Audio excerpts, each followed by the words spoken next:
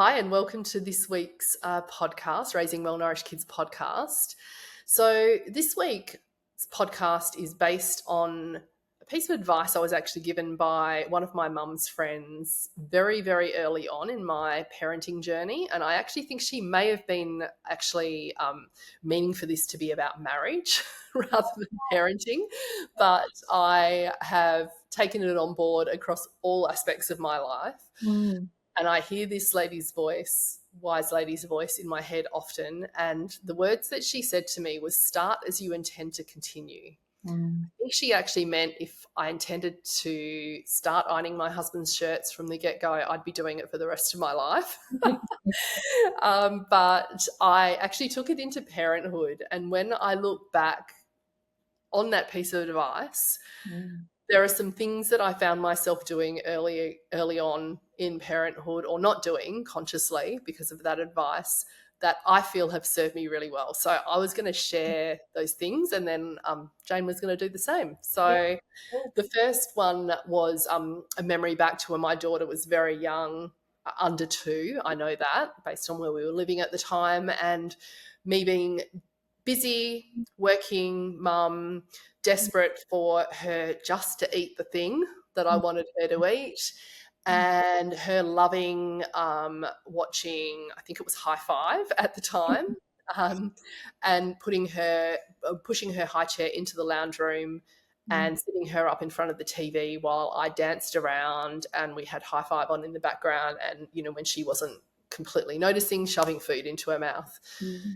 I'm really grateful that I pulled myself up on that and didn't continue. I did it the once and then realised that it was a pit that I would have to dig myself out of if I didn't actually address the fact that I needed to get back to sitting with her at dinner and having a conversation with her and relating to her in a calm, kind of meaningful way.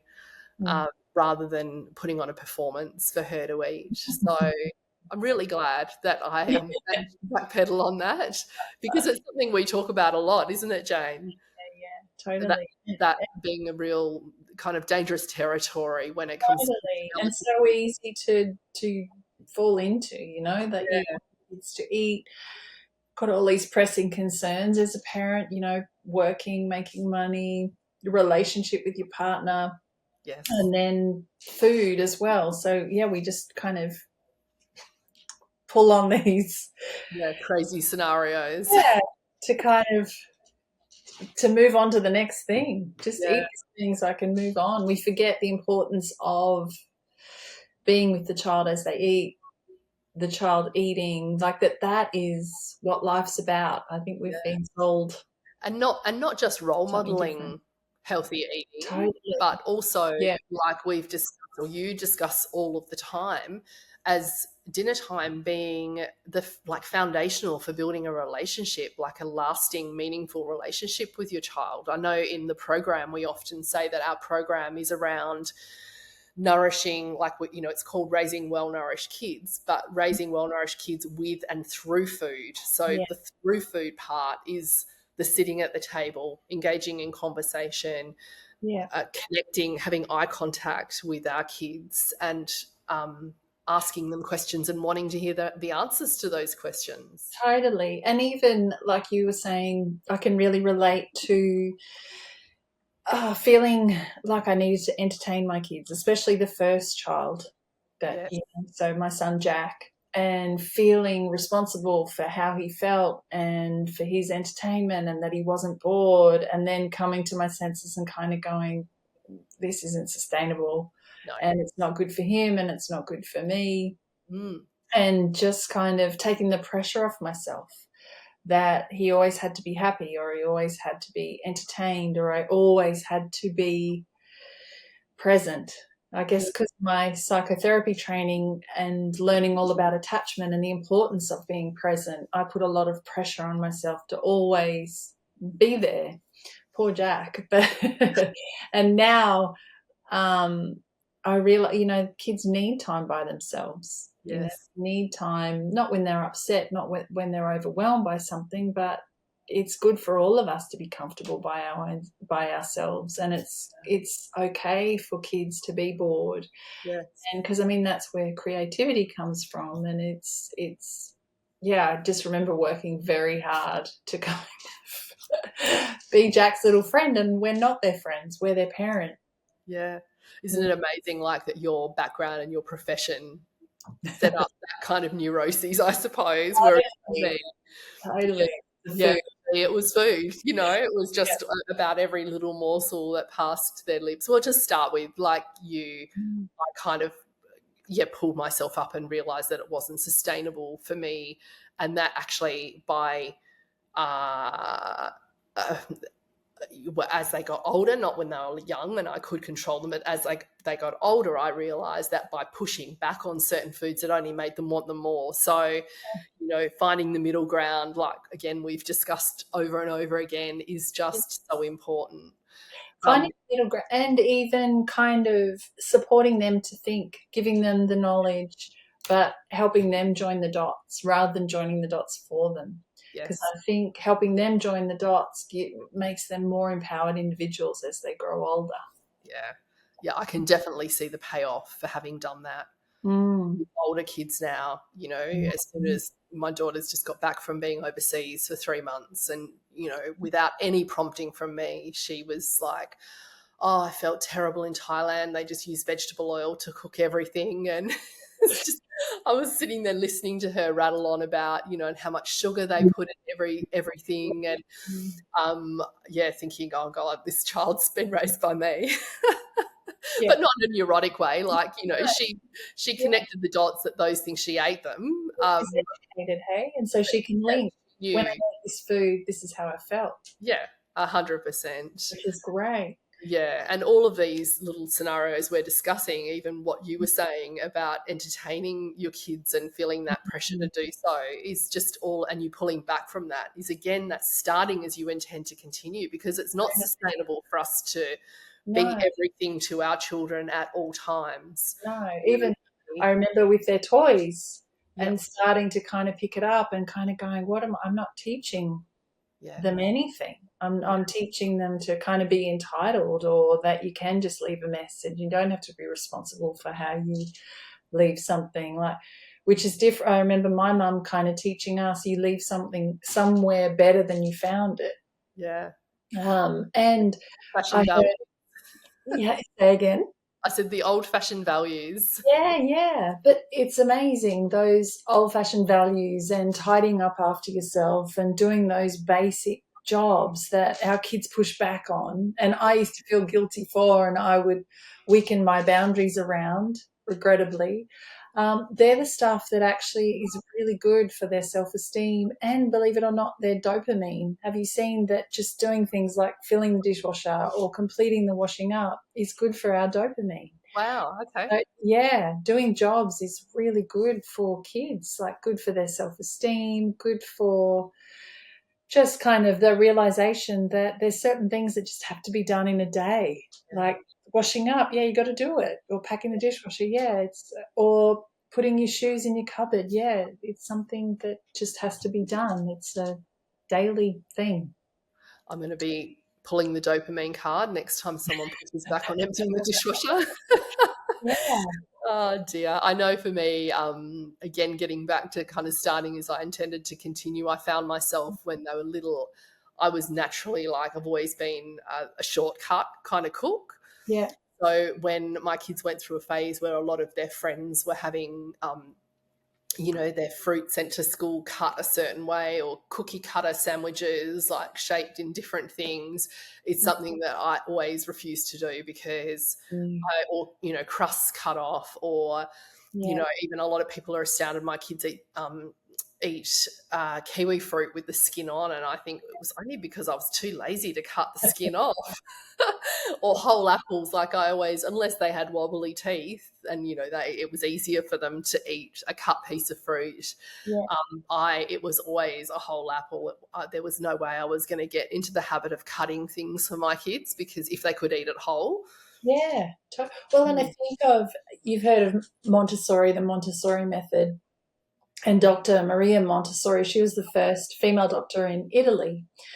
And one of her sayings was, you want your child to be independent. And from reading about her and understanding why she did the method that she did, and my mum would always say, well, you want to raise your kids so that if you're not around, they're going to be okay. Yeah. They're going to have that independence. So if they're at a friend's place and that friend's place, they don't cut the apples like you cut them, and they're given an apple, that they're not overwhelmed and like, oh my goodness, I need it to be cut this way, that they can just kind of have the apple.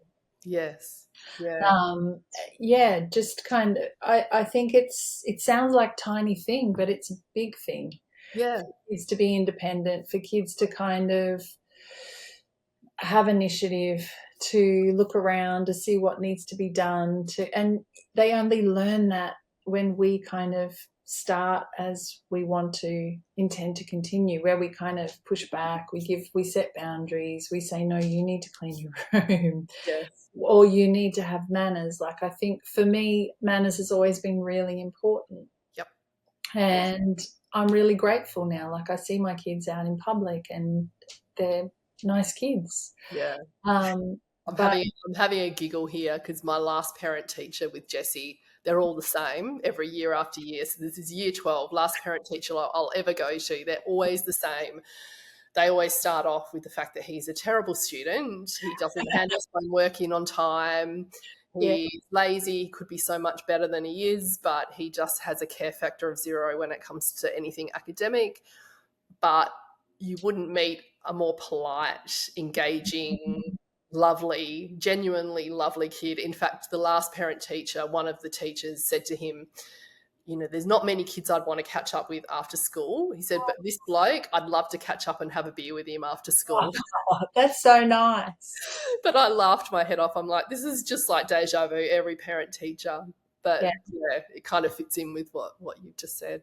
Yeah, those social skills, hey? Like I remember when my kids were little and they were at a little school, and I was really confused about boundaries. I was not good with boundaries. I was more concerned with how the kids felt when I set a boundary. I wasn't clear on boundaries. I was a bit of a mess around boundaries.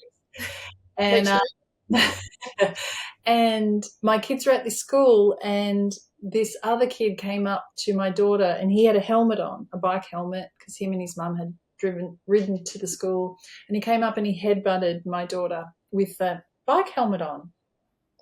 And I'd just been in this real kind of dilemma around discipline and boundaries and teaching Jack, when someone says no, you listen to their words so they don't have to kind of use their body. And this mum didn't really respond, and Eva was really upset, and this mum was doing the nonviolent communication thing, and it taught me so much in that moment, because this kid had absolutely no boundaries.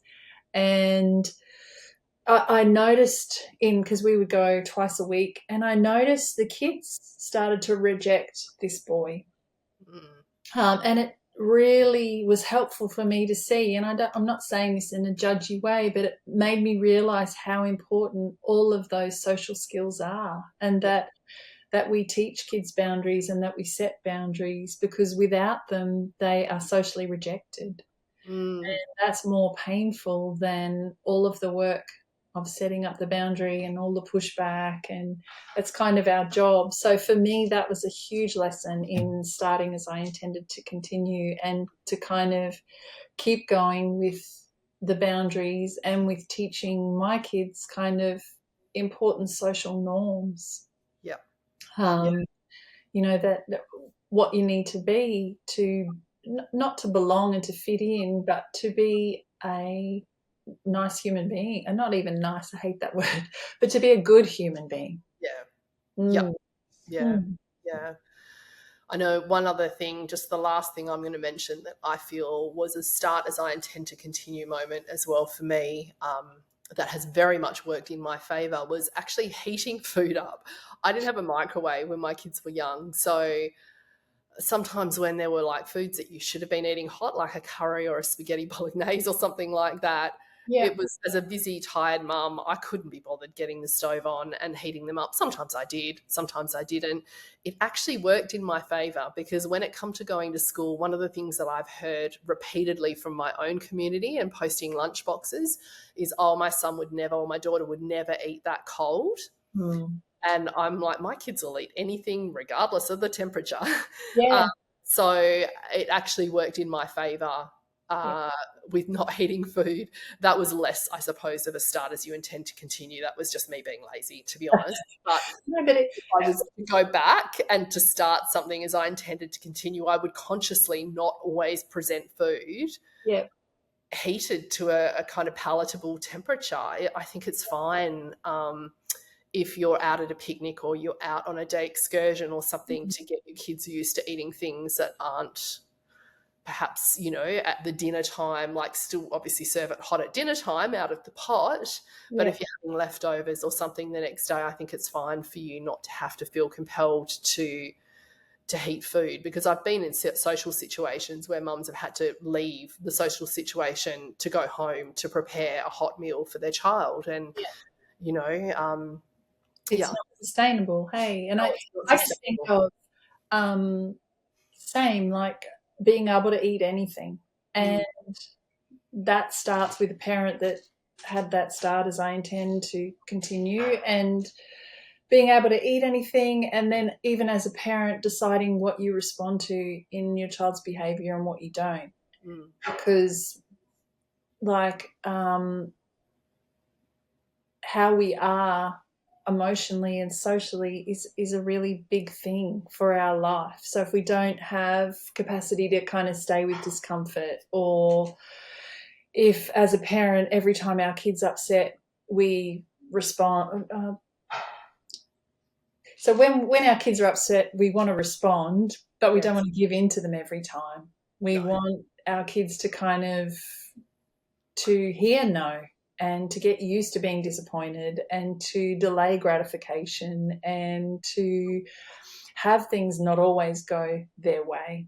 yeah, And again, for me as a mum with my son, more than my daughter, she was 2 years later, but more with him, kind of dealing with my own emotions around having to disappoint him or having to say no, or and that I'm setting him up for a better life than if I'm kind of always making him comfortable and always making life easy, because that's not reality. Life isn't comfortable, life's not easy. We don't always get the hot food, we don't always get the food we like. we So don't as get a parent I think it's kind of, friends as say that well. again. We don't always get nice friends. Like, there's not always nice people around us. There are people that I know, when my son complains about a teacher or a friend, we discuss it, and I acknowledge the fact that this person isn't someone they particularly like, but I certainly don't remove him from situations. Yeah. He's exposed, or my kids are exposed to people that they Yeah, don't. and you don't go in to fight their battles. No, That's I it. don't go to the teacher and say, my son thinks you're me. Unless, obviously, if I had big red flags, I'm going to obviously jump to the rescue. But, Yeah.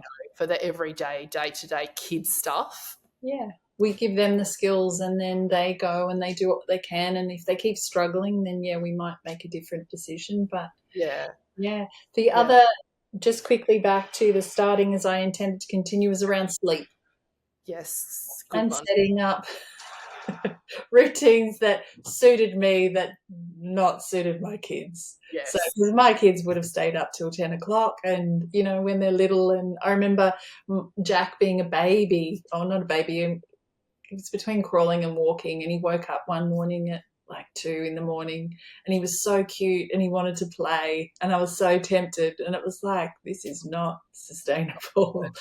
So kind of that, just those routines that you need as the adult to be in your best state so you yeah, can be the best parent you can. yeah. My kids went to bed at like 7:30 religiously until they were quite old, till it Yeah. literally got to the point where my husband actually pulled me up and said, George, they're teenagers now. You can't make them go to bed at 7:30 still. And I'd Yeah. be like, but I want some time to myself before I go to bed at 8:30. So, I was being selfish for all those years until I couldn't be any longer. And, Not selfish. no, Like, like you need something in your cup to be able Yes, to pour from. And 100. that's, I guess, one more thing that I would love to talk about is that as a parent, it's okay to not always be available. Yeah, It's okay to say, hey, I need half an hour just reading. yeah, Um, wait half an hour, or just go hang in your room, or go and ask your brother, or go and ask your dad, or it's okay to, because again, I used to not feel that. I used to feel like I had to always be available. And I see that with a lot of mums, yeah, that they've got 16 different hats on. I should say carers, dads as well.